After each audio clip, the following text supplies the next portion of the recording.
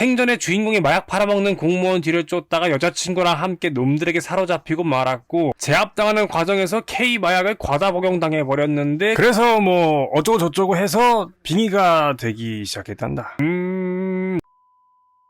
안녕하세요 여러분, 김알배입니다. 오늘의 리뷰, 유체이탈자 솔직 후기입니다. 빠꾸 없이 바로 들어가 보도록 하죠. 영화 들려주는 김알배.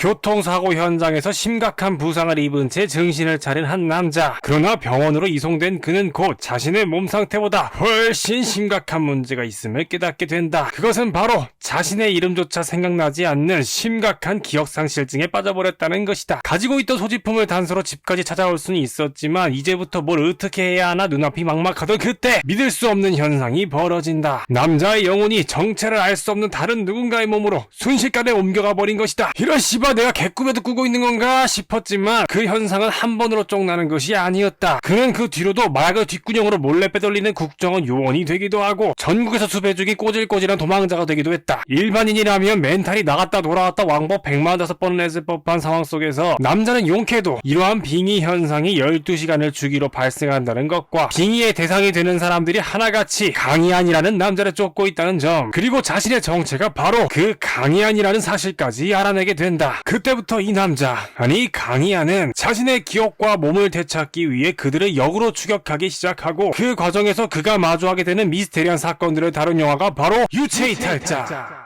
되시겠다. 관객 수 688만에 빛나는 범죄도시 제작진의 추적 액션이라는 카피를 처음 봤을 때부터 사실 이 영화에 대한 기대치가 그리 높진 않았다. 범죄도시는 분명 성공한 액션 영화라고는 할 수 있겠지만 마동석의 캐릭터성을 제외하고 보면 그리 잘 만들어진 액션을 뽑는 영화라고 보기엔 애매한 작품이었기 때문이다. 이번 영화의 주연을 맡은 윤계상 또한 범죄도시에서 대단한 연기를 보여주긴 했지만 아직까지 단독으로 영화를 이끌어 나갈 만한, 심지어 액션 영화의 센터를 깔 만한 깜냥을 증명하지 못했다고 생각했기 때문에 더더욱 이 영화에 대한 기대치는 낮아져만 갔다. 그런데 그랬던 것이 오히려 좋았던 걸까? 이 영화 액션이 상당히 준수하다. 제대로 된 동선 계산 하나 없이 일단 찍어 놓고 가위질에 가까운 편집으로 가짜 타격감을 만들어내는 소위 컷바이 컷이라 불리는 짜치는 액션이 아닌, 거의 모든 액션씬의 롱테이크를 적절하게 활용하여 액션의 설득력을 끌어올리는 상당히 개념 있는 액션 연출을 보여주고 있기 때문이다. 특히 이 영화의 하이라이트이자 존윅 시리즈의 영향을 많이 받은 것으로 보이는 결말 부분의 총기 액션 시퀀스는 확실히 최근 한국 영화에선 보기 드물었던 현장감을 선사해준다. 아마 액션만 기대하고 극장을 찾은 관객분들이라면 이 영화 나름 만족스러운 선택이 될 수도 있겠다. 어디까지나 액션만 기대한다면 말이다.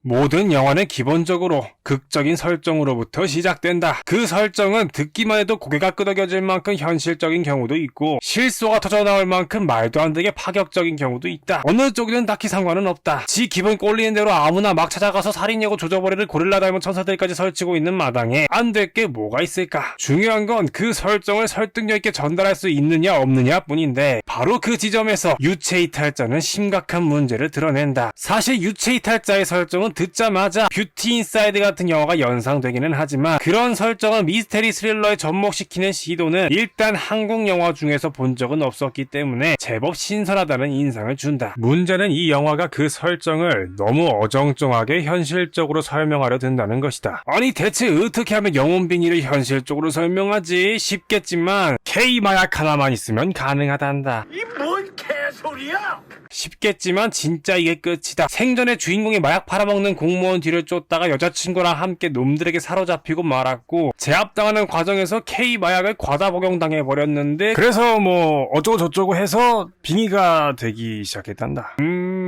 이건 절대 내가 귀찮아서 설명을 건너뛴 게 아니다. 정말 이렇게 말고는 설명할 방법이 없기 때문이다. 솔직히 감독의 의도가 뭔지는 알 것 같다. 초자연적인 현상으로만 보이는 설정에다가 짜잔, 이런 비밀이 숨겨져 있었답니다 라는 현실성을 더함으로써 나름의 반전을 꾀하고 싶었던 것이다. 그런데 그것도 진짜 그럴싸해야 반전이 되는 거지, 어거지로 아무거나 갖다 붙인다고 되겠냐고. 그게 차라리 처음부터 끝까지 설명할 수 없는 초자연적인 현상인 걸로 밀어붙였다면 오히려 좋았을 텐데 어설프게 현실성 챙기려고 하다가 오히려 이도저도 아니게 된 경우라고 할 수 있겠다. 결론! 액션 영화에서 중요한 건 액션뿐이다! 라고 생각하는 분들에겐 추천할 수 있을 만큼 깔끔한 액션이 담겨있는 영화지만 나름 신선했던 설정에다가 어정쩡하게 현실성을 덧붙이려고 든 시도가 오히려 영화 자체 설득력을 깎아먹어버린 탓에 이도저도 아니게 돼버린 영화라는 점을 말씀드리며 저는 이만 물러나도록 하겠습니다. 지금까지 영화 들려주는 김할배였습니다. 구독, 좋아요 눌러주면 감사.